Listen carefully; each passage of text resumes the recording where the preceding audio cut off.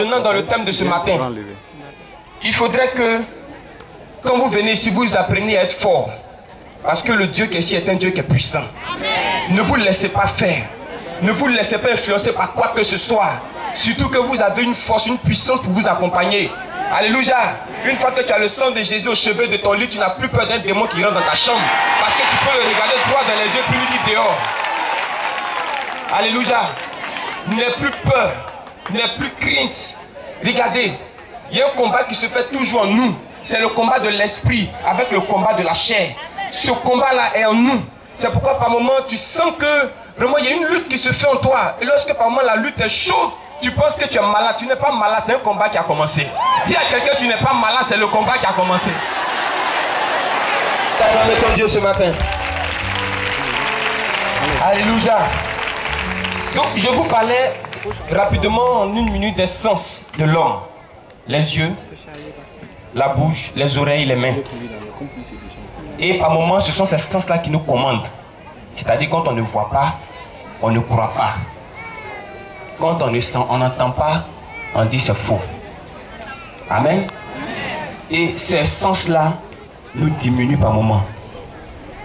Mais en tant qu'enfant de Dieu, quand tu as l'Esprit de Dieu en toi, l'Esprit de Dieu, lui, il a un seul sens. Et ce sens-là, c'est la foi. Amen. C'est-à-dire, quand tes yeux te disent que tu ne vas jamais guérir, regarde ceux qui sont autour de toi là, ils sont malades comme toi, ils ne guérissent pas, donc toi aussi tu ne vas pas guérir. Ce sont tes yeux qui t'ont fait cette remarque là. Mais l'Esprit de Dieu qui est en toi, qui a un sens aussi qu'on appelle la foi, ne dépend pas de ce que tes yeux voient, mais de ce que la parole de Dieu déclare.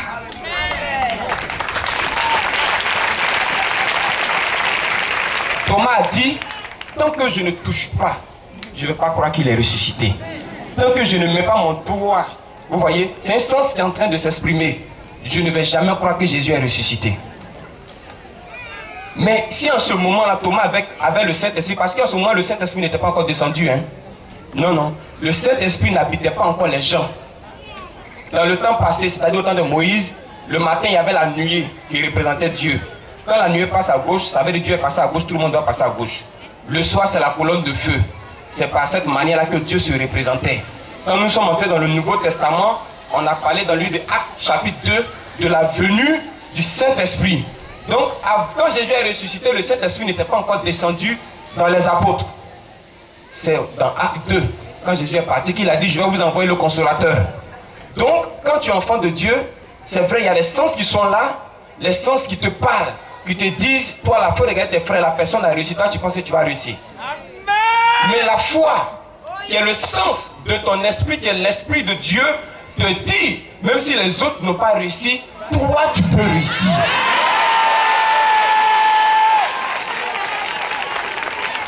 Le premier orateur de ta vie, c'est toi-même.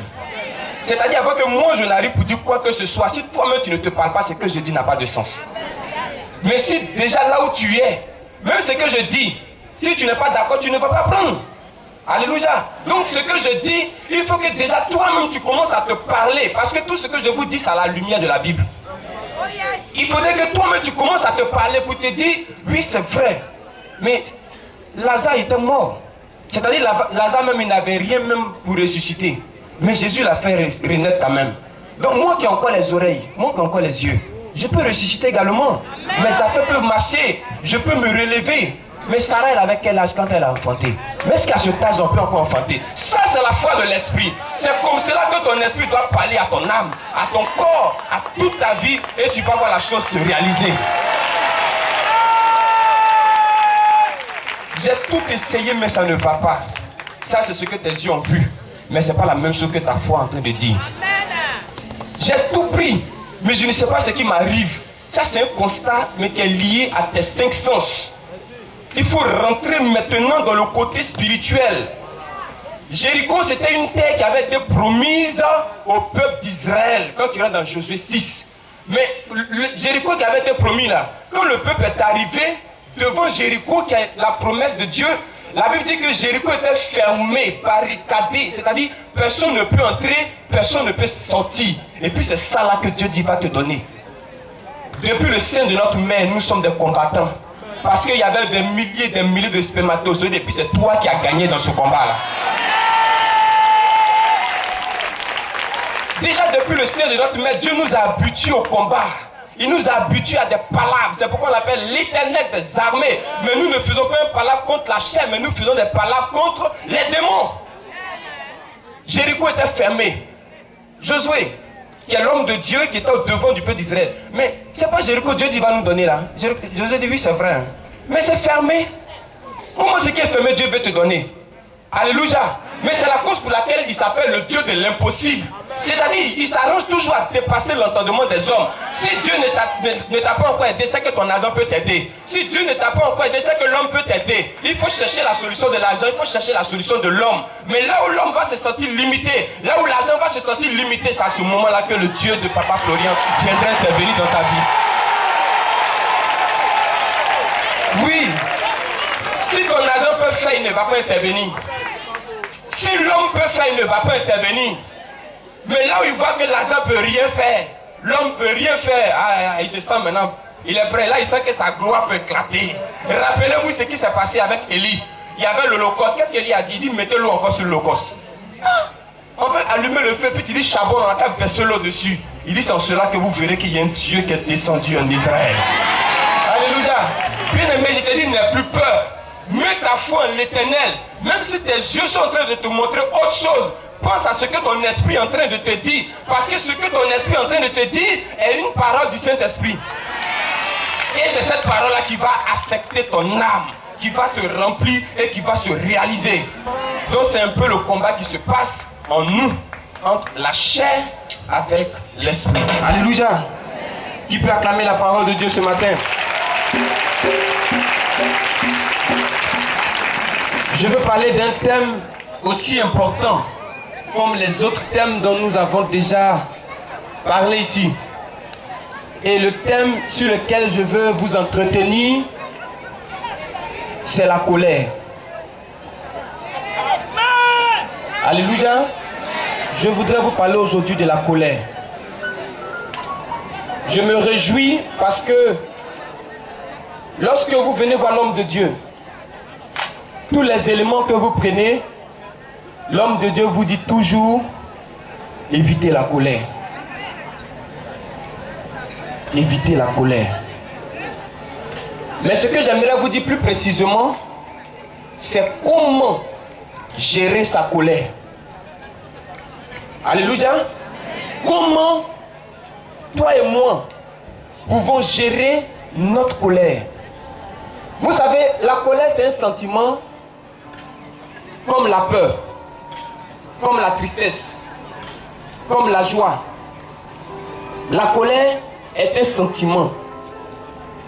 On ne peut pas dire à quelqu'un qu'il ne faut pas te mettre en colère, c'est pas possible. Allons-y dans Ephésiens 4, verset 26, vous allez comprendre. Ephésiens 4, verset 26, que je lis. Si vous vous mettez en colère, je marque un point. Si vous vous mettez en colère, donc ça veut dire que Dieu est conscient que nous pouvons nous mettre en colère. Non, la colère c'est un sentiment qui est naturel. C'est simple. On t'a fait quelque chose, on t'a causé du tort, on t'a fait quelque chose qui ne t'a pas plu. C'est normal que tu t'énerves. Non, dites-moi qui ne se met pas en colère ici. Tout le monde se met en colère. Même Jésus, quand il entrait dans le temple, dans Matthieu 21, verset 13, la Bible dit que tout était mélangé dans la maison de Dieu. Les gens vendaient du n'importe quoi. Celui-là faisait ce qu'il voulait faire. Et quand il entrait, la Bible dit qu'il s'est mis dans une colère, il était fâché. Mais on a appelé cette colère la colère sainte. Pourquoi? Parce que Jésus était énervé parce que les gens allaient contre la vérité. La colère sainte, c'est la colère qui est manifestée lorsque quelqu'un, par exemple, il sort de la volonté de Dieu pour faire autre chose. Mais nous avons des colères personnelles, c'est-à-dire ils ont pris mon argent, ça n'a rien à voir avec la vérité de la parole de Dieu. Ils ont cassé ma voiture, donc c'est de cette colère-là que je parle. Mais tout le monde se met en colère, même Moïse une fois s'est mis en colère. Parce que le peuple était vraiment dur. On est quitté en Égypte. Il y avait la mer Rouge devant nous. Dieu a fendu la mer. Ce qui était impossible aux hommes, mais Dieu a rendu cela possible et nous sommes passés. Maintenant qu'ils sont sortis de l'eau, il y a un autre problème qui est survenu, c'est qu'ils étaient dans le désert. Et dans le désert, il n'y avait pas d'eau. Mais au lieu de fléchir les genoux pour dire à Dieu, emmène-nous de l'eau, on accuse Moïse. Mais pourquoi tu ne nous as pas laissés en Égypte?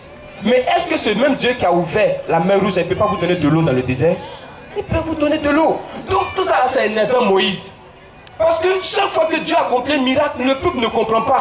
Chaque fois ce sont les murmures, chaque fois ce sont les palabres. Moïse, pourquoi tu ne nous as pas laissés en Israël, en Égypte? Donc tu es venu ici pour nous tuer.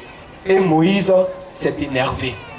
Donc tout le monde se met en colère. Et ce n'est pas mauvais de se mettre en colère, c'est normal. Parce que le cœur que tu as, ce n'est pas un cœur de pierre, c'est un cœur de chair. Donc c'est normal que quand quelque chose t'arrive, de méchant, on te cause un tort, c'est normal que tu t'énerves. C'est normal que tu dises, je ne suis pas d'accord. C'est normal que tu dises, mais pourquoi ça? Alléluia. Mais là où il va y avoir une petite différence, c'est dans la manière de gérer sa colère. C'est dans la manière de réagir quand nous sommes en colère. Parce que moi, ma manière de réagir quand je suis en colère est différente de toi, ta manière de réagir quand tu es en colère. Et c'est à ce niveau-là que nous péchons contre le Seigneur. C'est à ce niveau-là que nous nous détournons de la voie de Dieu. Parce que c'est vrai, Dieu ne t'a pas interdit d'être en colère. Il dit bien que si vous vous mettez en colère, le jour où tu vas te mettre en colère, c'est ce que ça veut dire. Ce qui suit, ne péchez point. Parce que la colère de l'homme n'accomplit pas la justice de Dieu. Ça, c'est écrit dans Jacques 1, le verset 20. Alléluia. La colère, c'est un sentiment qui est naturel. Mais quand tu es en colère, comment tu réagis? Parce qu'une colère mal traitée, une colère mal gérée conduit toujours à la vengeance.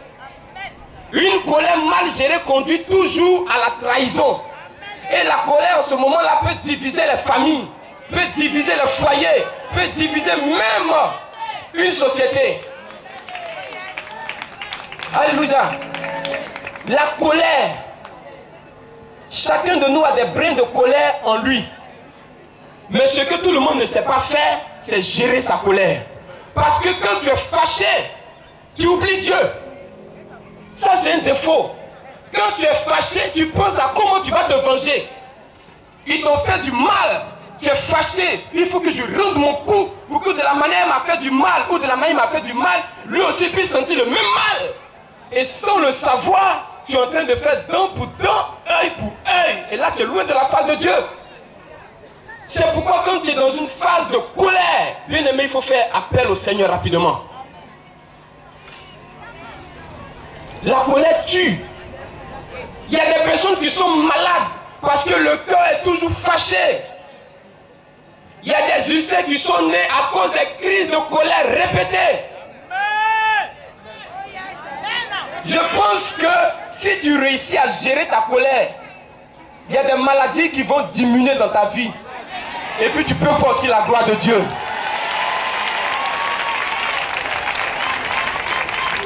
Quand tu es fâché, comment tu réagis? Tu oublies que tu es chrétien. Tu es capable de casser la télé. Personne ne regarde la télé. Lorsque tu es fâché au travail, tu mets sur tout le monde à la maison. Quand tu es fâché à la maison, tu mets sur tout le monde au travail. Bien aimé, ce n'est pas digne d'un enfant de Dieu. Il faut te ressaisir. Je suis normal que tu te fâches. C'est tout à fait normal. Parce que quand on te fait quelque chose qui n'est pas bien, c'est normal que tu en parles. Pour ne pas garder ça dans le cœur. Mais est-ce que lorsque tu parles, tu insultes?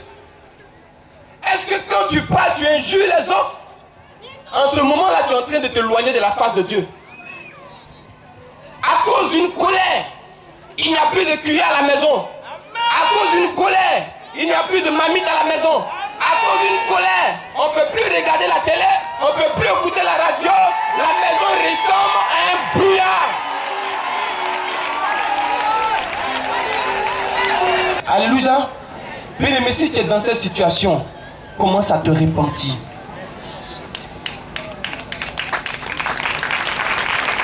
Commence à demander pardon au Seigneur. Parce que la Bible déclare que Dieu que nous adorons, il est riche en bonté, lent à la colère. David, qui est l'homme selon le cœur de Dieu, quand il a péché contre Dieu là, Dieu ne l'a pas tué. Sinon, en principe, Dieu devait le tuer, comme il a tué Ananias avec Saphira. Dieu devait le tuer, comme il a tué les enfants d'Israël qui ont péché dans le désert. Mais Dieu ne l'a pas fait. Et la Bible déclare que ce Dieu qui est lent à la colère, il nous habite aujourd'hui, par le Saint-Esprit. Donc, en tant qu'enfant de Dieu, on doit aussi apprendre à être lent à la colère. Ce n'est pas pour toutes les situations que tu peux te fâcher. Il faut aussi apprendre à dire à l'autre que je sais que tu n'as pas fait exprès. Mais pour la gloire de Dieu, laissons tout tomber puis avançons. Alléluia. Parce que si tout le monde veut réagir comme toi, il n'y aura pas de paix dans la Côte d'Ivoire. Si tout le monde veut réagir comme toi, il n'y aura pas de paix dans le quartier. Si tout le monde veut réagir comme toi, il n'y aura pas de paix dans la maison. Donc s'il te plaît, il faut abaisser ton cœur. Abaisse ton cœur. Que le Saint-Esprit qui t'habite te donne la capacité d'être lent à la colère. Il faudrait que ce soit cette différence-là qui marque ta maison, qui marque ton mari, qui marque ta femme, qui marque tes enfants, qui marque le quartier, qui marque la nation. À cause de ce tempérament-là, on peut parler aussi de toi en bien. Que Jésus nous aide. Il y a un fruit de l'esprit qui peut t'aider aujourd'hui. C'est la maîtrise de soi. Dis au Saint-Esprit de développer ce fruit dans ta vie. Il y a certaines situations qui vont venir en force. Mais la maîtrise de soi va te donner d'apaiser ces situations. Et c'est en cela qu'on peut venir te chercher pour aller régler des affaires. Mais si toi-même tu es tout le temps fâché, va te prendre pour régler quelle affaire? Parce qu'arrivé là-bas, tu vas tout casser sur les gens. Parce que si l'affaire que tu allais régler, si ça ne tourne pas comme tu veux, tu casses tout. Tu mélanges tout le monde. Celui qui a raison, qui n'a pas raison, tu les frappes les deux en même temps. Parce que tu es fâché. Alléluia. Donc je suis d'accord que tu te fâches, que tu sois en colère. Mais apprends à contrôler ce qui sort de ta bouche. Parce que c'est ce qui sort de nous qui nous éloigne de la volonté de Dieu. Et c'est ce qui nous détruit, c'est ce qui te tue, c'est ce qui tue ta famille, c'est ce qui tue ton foyer. Que l'Éternel nous bénisse ce matin. Si j'ai oublié de dire quelque chose, que le Saint-Esprit lui-même vous parle dans vos cœurs. Qu'il vous parle à la maison, qu'il continue de vous parler dans vos quartiers.